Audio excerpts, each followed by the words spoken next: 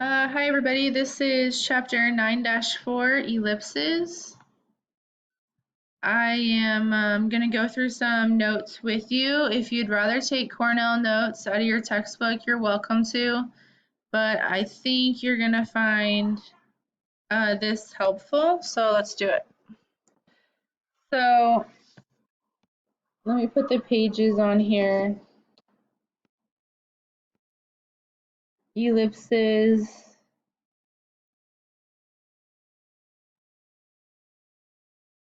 Start on page 615 of your textbook. If you have a textbook, open it up and go through it with these notes with me. That'd be great. If you don't, maybe you could just print a couple pages. Ideally, you can print this handout and fill this handout as I go. You can fill out your handout with me. If you don't have a printer, just do it on notebook paper, take a picture, and submit that. Either way, take a picture of what you do for this assignment and submit it on Schoology. Okay, so you need to fill in this definition. An ellipse is the set of all points in a plane such that the sum of the distances from two fixed points is a constant. These 2 points are called the foci of the ellipse. So we just got done talking about circles, and your notes don't have this big space here, but I put it in so I could explain a little bit. We just finished circle, and the definition of a circle is just a set of points where every point is the same distance from the center. So I'm going to compare that to what an ellipse looks like. An ellipse is an oval. It can have a horizontal orientation or it can have a vertical orientation.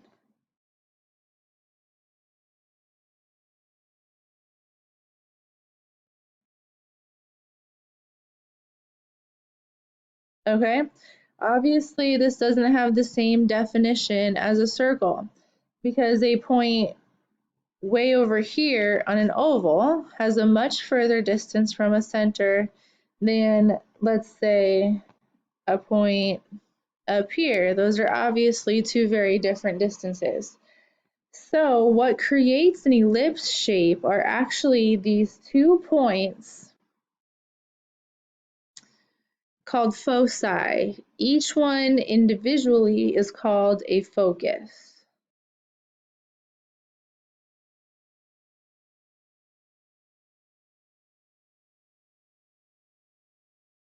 So there's a focus there and there's a focus there. Plural for focus is foci. So what's interesting about these 2 points is that any point on an ellipse, if you add their distance to both of these points together, it's constant. So if I looked at this purple point here, the distance to this point added to the other green point is a sum. And it has the exact same sum as let's say this point. The distance to the green point plus this green point is the same as the sum that the purple point had.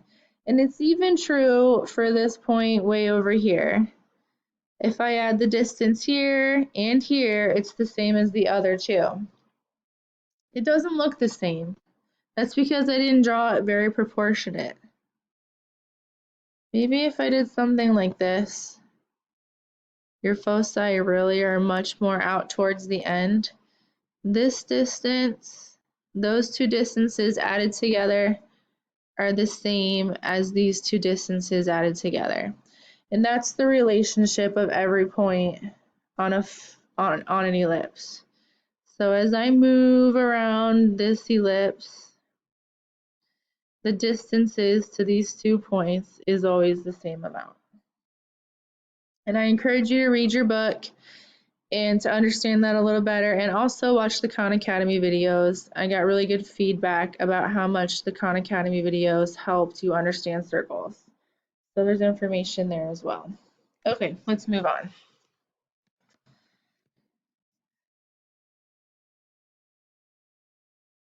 Every ellipse has 2 axes of symmetry.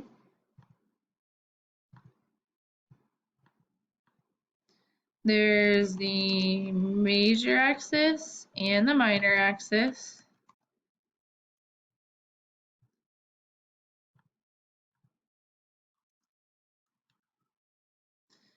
So that depends on the orientation.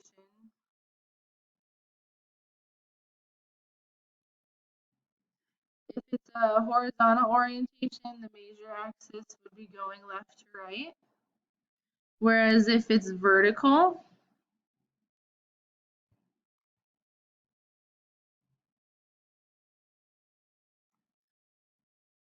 the major axis would be going up and down. The minor axis is the short one, whichever one is shorter. Minor distance, whereas on this one, the up and down is the minor distance. So it really depends on the orientation. So for that reason, I really encourage you to draw pictures a lot when you're working with ellipse equations. Okay, the foci always lie on the major axis, which is the long line. Could be up, down, could be left, right. The endpoints of the major axis are called vertices. That's plural for vertex.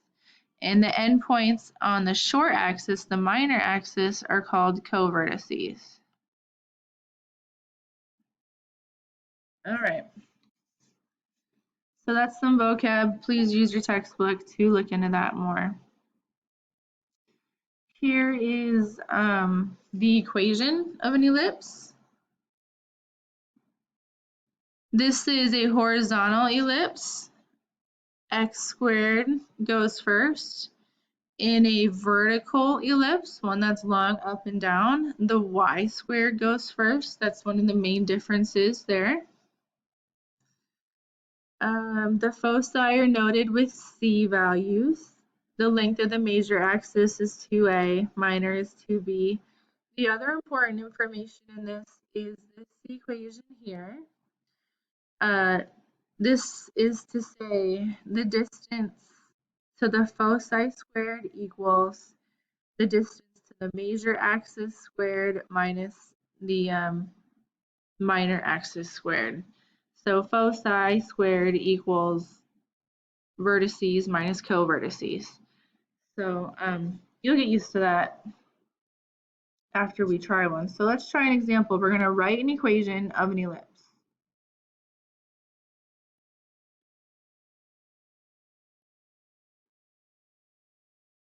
Here's our ellipse.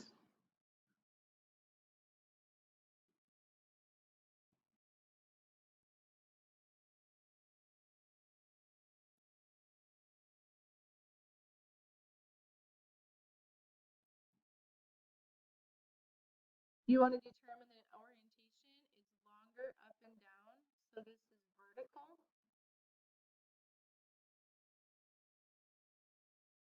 Because it's vertical, our equation is going to have y squared first.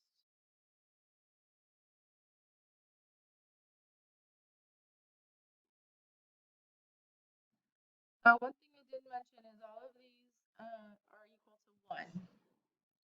All of your ellipse equations are equal to 1. You can see that in the box here. I meant to note that. These are all set equal to 1. We can talk about, well, all right, so this is what our equation is going to look like. We have to figure out what A will be. A is the distance to the vertex.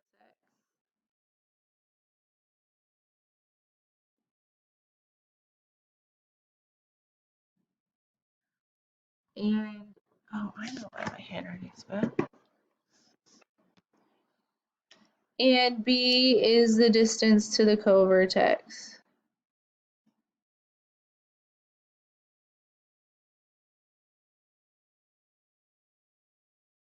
Alright, so let's figure out the distance to the vertex.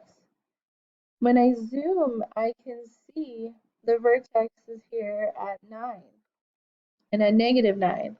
So from the center to the vertex,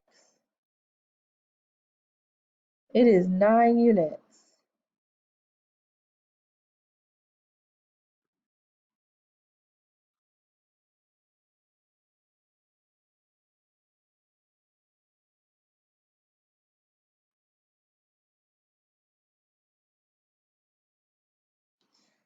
So that tells me A equals 9. So now I have y squared over 9 squared plus x squared over b squared equals 1. What is the distance to the covertex? Let's zoom in.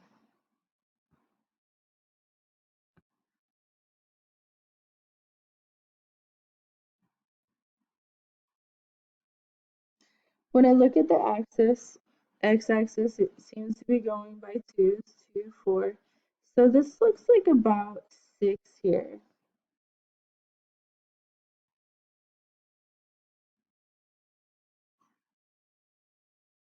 But it doesn't look right at 6. If you look closely, there's a space. So even though it's about 6, it's not exactly 6. So we're not going to just estimate. We're not provided a point like we were with the vertex. So we're going to have to calculate the distance to the covertex. And the equation that we use to calculate that is from the box. I highlighted it. I said it was important. It's c squared equals a squared minus b squared. C is the focus. So here C equals 7.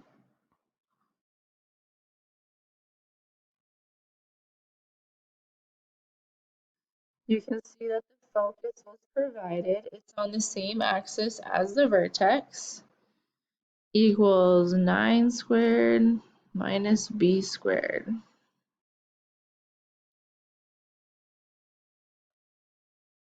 Sorry.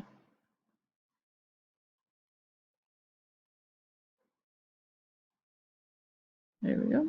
Sorry about that.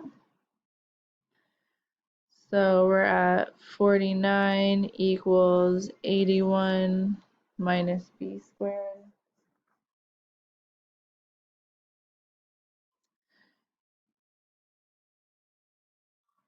Which means negative 32 equals negative b squared, and 32 is b squared. So our equation is going to be y squared over 81 plus x squared over 32 equals 1. And we're done.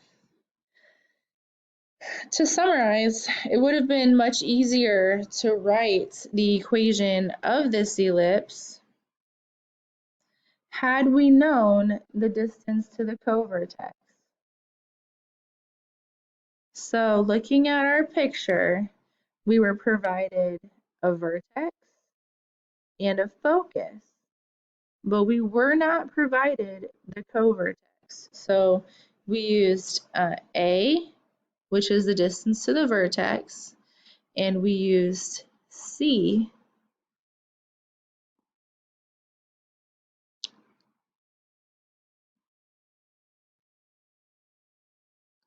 which is the distance to the foci, to help us find our covertices, which are at the square root of 32, which is 5 point something. They were about 6. It's just under this, just under 6, between 5 and 6. Okay, let's go on to another example.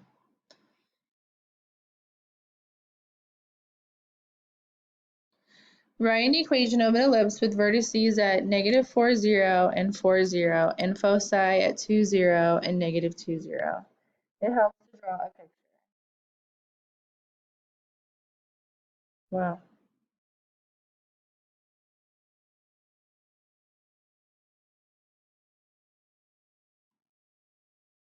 Got a view of all my pictures there. All right.